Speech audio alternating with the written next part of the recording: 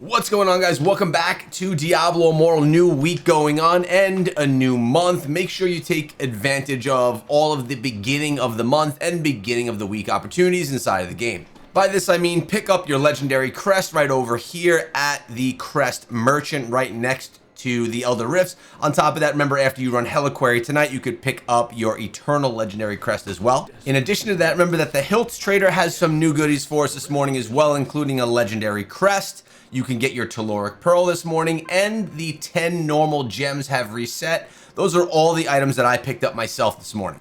You can also head over to the Crone and grab your daily check-in rewards from her as well.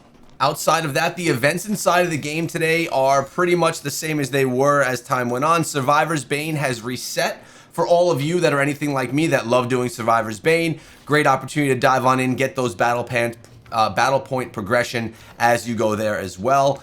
We got the blessings still going. By the way, I put out a video, what was it, Saturday, I believe, talking about these blessings and the best places to get them. And in some of my recommendations, there were things outside of open world farming. Now, there is a lot of debate on this. A lot of people are saying that they're getting it here and they're not getting it there, etc., etc. I was under the impression that we were able to get these extra legendary pieces of gear, these better pieces of legendary gear or new essences from things outside of open world farming, but some players are saying that is only restricted to open world farming. So if you want to play it safe with your blessing time, only do open world farming when you have that blessing clock running.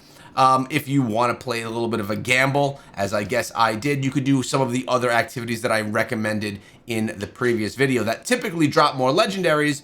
But if the blessing drop in the blessing of legends isn't happening there, it probably wouldn't be the best use of your time, especially if you have that clock running. I just wanted to point that out. It was pointed out to me in my comments. I wanted to bring it back to you guys as well, just so that you can make sure you're not wasting your time. And yeah, we're still getting better green items as well in the dungeons, which is awesome. I just really like that these things are happening. They're making it easier for us to get those types of better gear. And of course, we have our all clans on deck, which is, you know, pretty small rewards, but it's inside of the game now. First comment of the day is from King Bully saying, a new player here about a month in and having a great time. Your videos help me a lot. Just got to Paragon 400 on my monk, and your tips are super helpful for PvP. Wow, for PvP? That's crazy that I'm giving helpful PvP tips. I think he meant PvE. Either way, glad that he's enjoying the game. This is just confirmation, guys. We have new players coming in and putting some serious time into the game every single day. And check out this Eternal Embrace cosmetic. It looks like when the light hits it just right, you can actually see through the dress of the female character. This was posted over on Reddit. I actually thought it was quite funny. Wanted to share it with you guys as well. I mean, come on. And the last comment I'm featuring here today is from Barathar3256 saying, been begging to be able to pause the Winds of Fortune. Still the best time for it is Sunday, so you can get double gems on Sunday and Monday reset. But yeah, I mean, would be awesome if we could pause that Winds of Fortune event, give us some extra time, even if it wasn't 24 hours. These were discussions we've had in my previous videos where we're getting comments back on them so we can address and see if the community is in agreement with what I'm saying or if they have a different opinion. Now, some people have been asking, what are the best things to purchase from the Crone? And I mean, I guess that depends on your account, but I'll share with you what I felt was more important for myself. First of all, I went for those 2 legendary crests, free opportunities to get a chance of a 5 out of 5-star legendary gem. Odds aren't there, but at least you have that chance. I also decided to go for the Telluric Pearl. You're able to get 3 of those. Telluric Pearls are probably some of my favorite things to unlock, and one of the first things that I will unlock.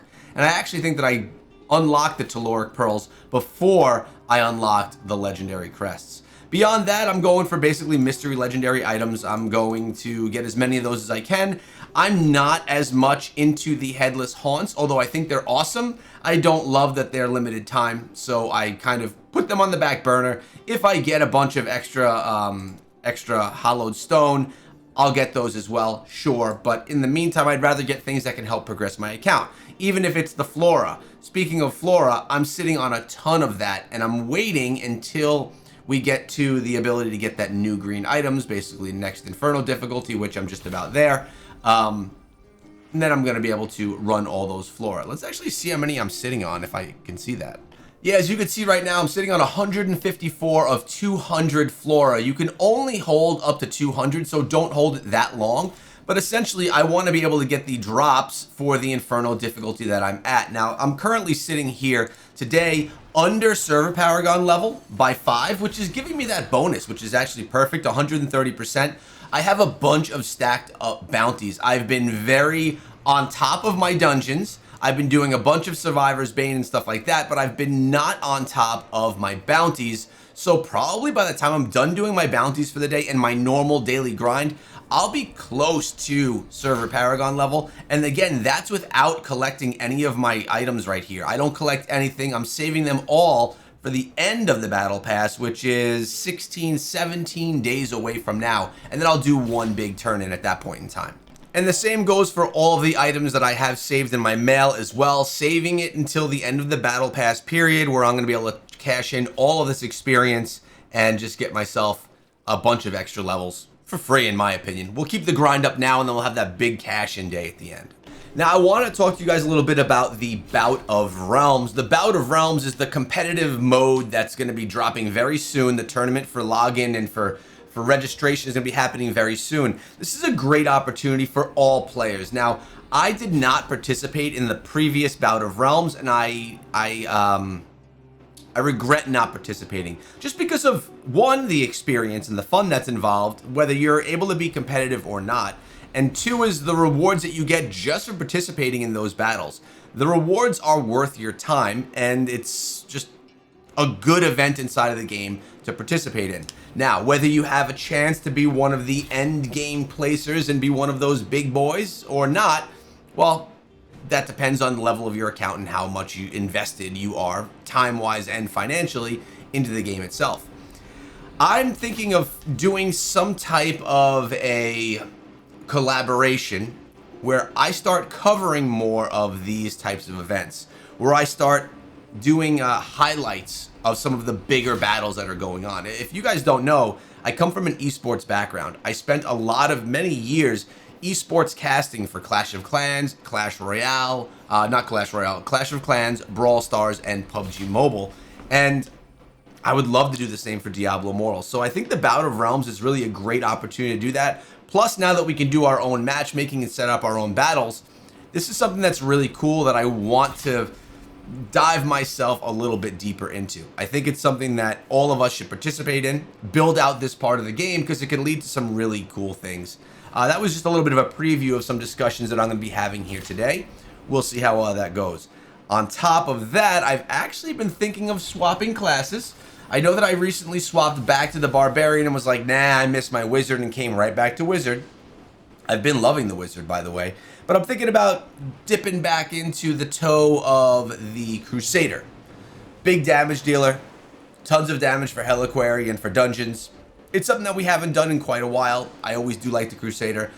You may see that happening in an upcoming video. Either way, let me know what class you guys are playing right now, and if you plan on participating in the Bout of Realms, remember to subscribe, and I'll see you back here tomorrow.